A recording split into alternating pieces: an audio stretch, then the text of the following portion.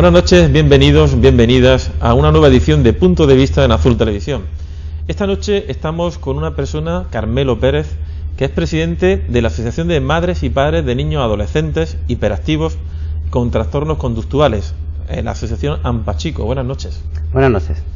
Estamos ante una asociación de padres, madres, con un problema que afecta a distintos niños, ¿no? Y que es un problema que es poco conocido en la sociedad en la que vivimos, ¿no? Y nos gustaría, Carmelo, que esta noche pudiéramos conocer de verdad todos los aspectos que puedan relacionarse con esta enfermedad y que de alguna forma podamos ayudar tanto a los niños como a los padres, ¿no? Que son los que están padeciendo de alguna forma todo el proceso, ¿no? Sí, nuestra asociación es una asociación, como muy bien dice, de madres y padres, que nuestros hijos lo que tienen es un trastorno que se conoce, normalmente más así a nivel muy general se habla de hiperactividad, pero hay que matizar, es decir, la hiperactividad es solamente un síntoma de lo que es el trastorno por déficit de atención, que puede tener o no hiperactividad, o sea que en realidad es un síntoma que tampoco siempre está presente, ¿no? El TDAH, como se llaman, es un trastorno de origen neurológico, es decir, no estamos hablando de un trastorno psicológico, sino que es un trastorno que tiene una base biológica, digamos, es un déficit en una serie de neurotransmisores que hace que el niño o la niña que lo tiene pues tenga dificultades para atender, para concentrarse, sea más impulsivo en su forma de actuar, o sea, básicamente son tres los síntomas nucleares de este trastorno, ¿no?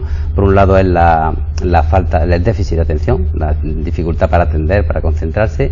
Por otro lado está la impulsividad, el actuar de una forma descontrolada, el hacer las cosas sin pensar, el no poder esperar una fila, en fin, el responder sin casi esperar a que terminen de preguntarle. Y por último, otro síntoma es la hiperactividad, el moverse continuamente, no parar, estar continuamente cambiando de una cosa a otra. Son los tres síntomas de este trastorno, ¿no? Y son los síntomas que manifiestan estos niños. Y cuando vais por los sitios explicándolo, me imagino que habréis ido incluso al Parlamento, a las instituciones, ¿no? ¿Cómo recibe la gente? ¿Qué sensación tenéis en vuestra asociación de cómo recibe la gente? Bien, hay dos cuestiones. Es decir, por un lado está la gente que efectivamente tiene interés y quiere saber de qué va el trastorno y quiere ayudar, y por otro lado está el otro grupo de gente que cree que este trastorno no existe, que es una invención, que es una cosa.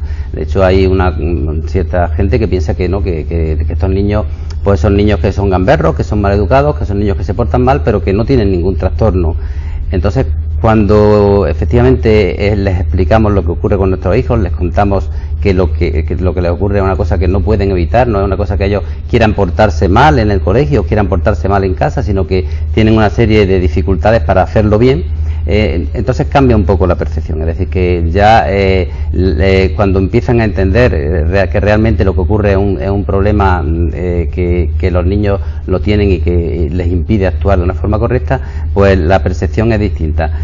Bien, es claro que nosotros tenemos una serie de dificultades a la hora de trabajar con nuestros hijos, pues a nivel escolar, porque claro, todo este trastorno repercute tanto a nivel social, en su relación tanto con los demás compañeros como en la casa, repercute a nivel de aprendizajes escolares. Son niños que tienen dificultad para concentrarse, por lo tanto tienen dificultad para que los aprendizajes puedan ser asumidos de la misma forma que cualquier otro niño, tienen dificultad en su propio autocontrol, ¿no?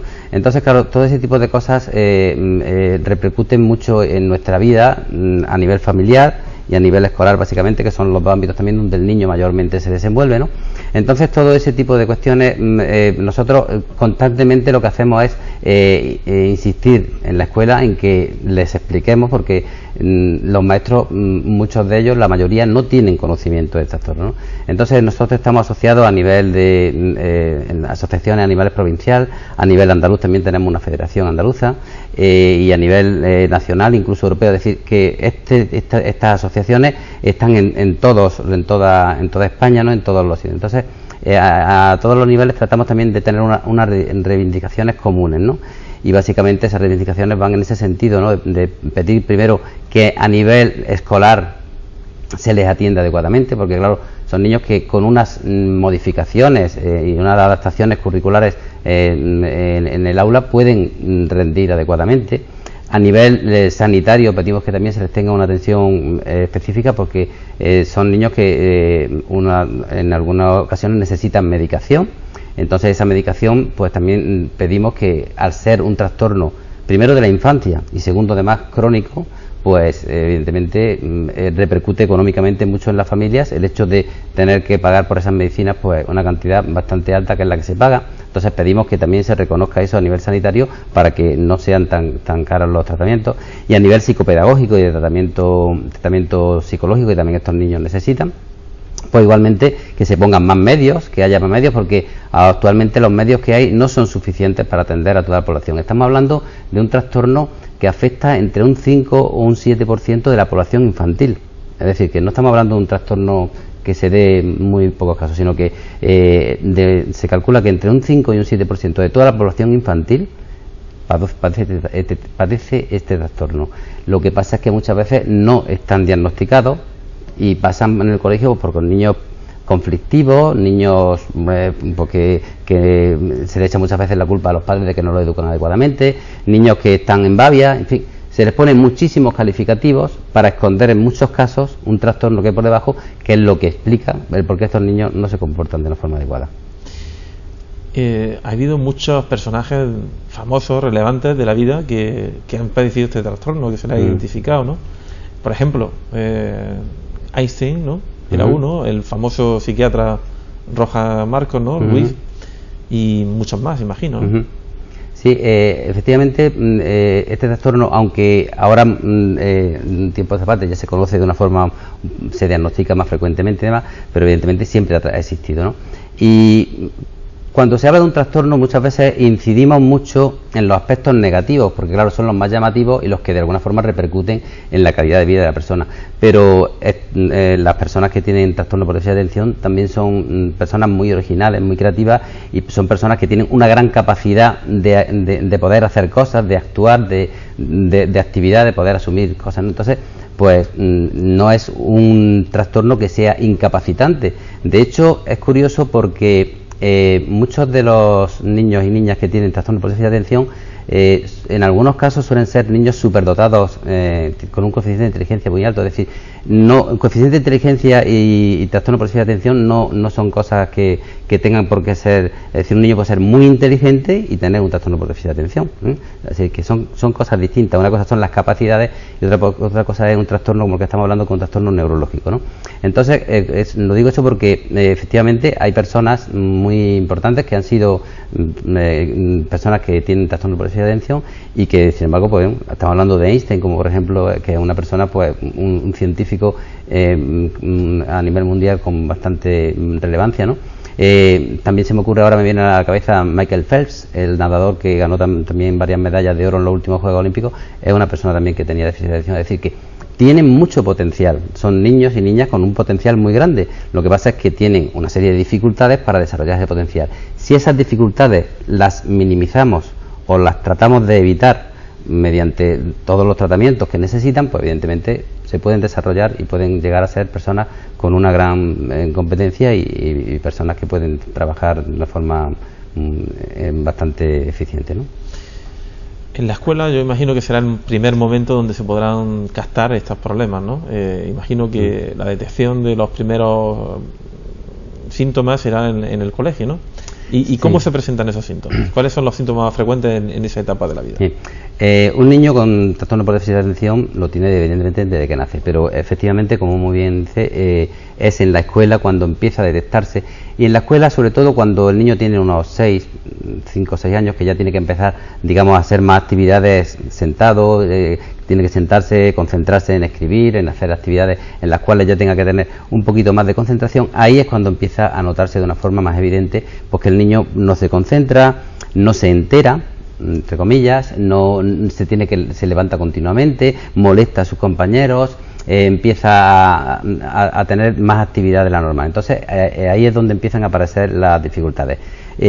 Cuando el niño pues empieza a manifestar todo ese tipo de actuaciones, y la mayoría de las veces el maestro no sabe lo que le pasa, ni la familia sabe lo que le pasa, porque cuando viene la familia a nosotros, a la asociación, vienen muchas veces, cuando vienen con un estado ya los padres de bastante angustia, porque nadie sabe, constantemente le llueven por todos lados quejas del comportamiento del niño o de la niña, y no saben a qué se debe, Entonces, pues ahí es donde nosotros pedimos que haya más información, más formación a los docentes, que los docentes sepan qué es lo que le ocurre a esos niños, para que en cuanto se detecte puedan canalizarse. Y entonces ahí también donde nosotros, a través de la Federación Andaluza, ahora estamos trabajando mucho, una propuesta de un protocolo de actuación, para que cuando se detecte, ya sea en la familia o ya sea en la escuela o ya sea donde sea, el niño se le canalice por donde tiene que pasar para que se le atienda adecuadamente y no tenga que estar el padre o la madre acudiendo a un psicólogo, ahora voy al maestro, hablo con el maestro, hablo con el tutor, ahora el tutor me dice que no es suyo, hablo con el orientador.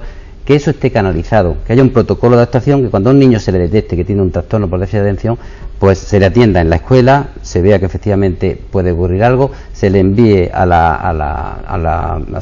salud, en salud se le diagnostique adecuadamente, que un psiquiatra, un psicólogo, un neurólogo lo diagnostique, vea que si efectivamente tiene trastorno, que es lo que le ocurre, y que una vez que se vea, pues ya se pongan los medios, tanto en la escuela como en salud, o como en temas de sociales también se hace falta, para que el niño sea atendido de todo, porque estos niños necesitan atención, como he dicho antes, médica, a nivel médico, como he dicho que en algunos casos toman fármacos para aliviar estos síntomas, necesitan atención a nivel educativo, necesitan adaptaciones curriculares, aprendizaje más, estrategias específicas para ellos, que no son muy difíciles, pero que hace falta poner en marcha, y necesitan en muchos casos también apoyo y tratamiento en habilidades sociales. Son niños que no son hábiles socialmente, tienen dificultad para relacionarse porque no tienen la empatía que hace falta, entonces tienen dificultad, y luego también necesitan también tratamiento a nivel conductual en muchas ocasiones, porque evidentemente su repercusión en la conducta de todo lo que hacen pues es importante, y entonces también necesitan tratamiento a muchos niveles, y todos esos niveles tienen que estar coordinados, y eso es lo que ahora mismo estamos tratando de conseguir a través de esa propuesta que hemos hecho de protocolo de actuación. Hemos hecho una propuesta a través de la Federación Andaluza, también se ha hecho en otras federaciones de España, y en algunas de ellas incluso se ha puesto ya en marcha. Ahora, por ejemplo, me viene a la mente Murcia, en una comunidad autónoma donde ya hay un protocolo de actuación de este tipo. Nosotros queremos que también en Andalucía lo haya, y entonces a través de la Federación Andaluza hemos propuesto, y el Senado en ese sentido nos ha dado su apoyo. Hace poco presentamos en el Senado esta propuesta, este protocolo, y fue admitido por todos los grupos parlamentarios, y queremos pues dar el siguiente paso, y es poner en marcha un protocolo que coordine las actuaciones de todos los estamentos que tienen funciones o tienen de alguna forma que actuar con nuestros hijos. ¿Y en qué consiste el protocolo? El protocolo es una serie de medidas en las cuales nosotros proponemos lo que creemos que debe de hacerse con un niño o con una niña al que se detecte o parezca que puede tener un déficit de atención. Entonces, que tanto en la escuela como en la casa, como donde se vea que el niño puede presentar este trastorno, se le acoja, se le envíe a salud mental infantil, donde se le haga un diagnóstico. Una vez que se le diagnostique y que efectivamente pues se pongan todos los medios a nivel educativo y a nivel sanitario para que este niño se le trate adecuadamente y tenga todo de alguna forma coordinada toda la actuación que se hace con él, para que el niño pueda tener toda la atención necesaria. Porque ¿cómo reacciona un padre, una madre, cuando ve los primeros síntomas? Imagino que será, no sé, pensarán mil cosas diferentes, ¿no? Estos niños son muy disruptivos en el ambiente familiar. Son niños que, por su propia excesiva movilidad, por su propia impulsividad a la forma de actuar, por su propio déficit de atención, pues provocan mucha disrupción en el ambiente familiar, porque no se les puede controlar, necesitan mucha atención encima de ellos, necesitan estar continuamente pendientes de ellos.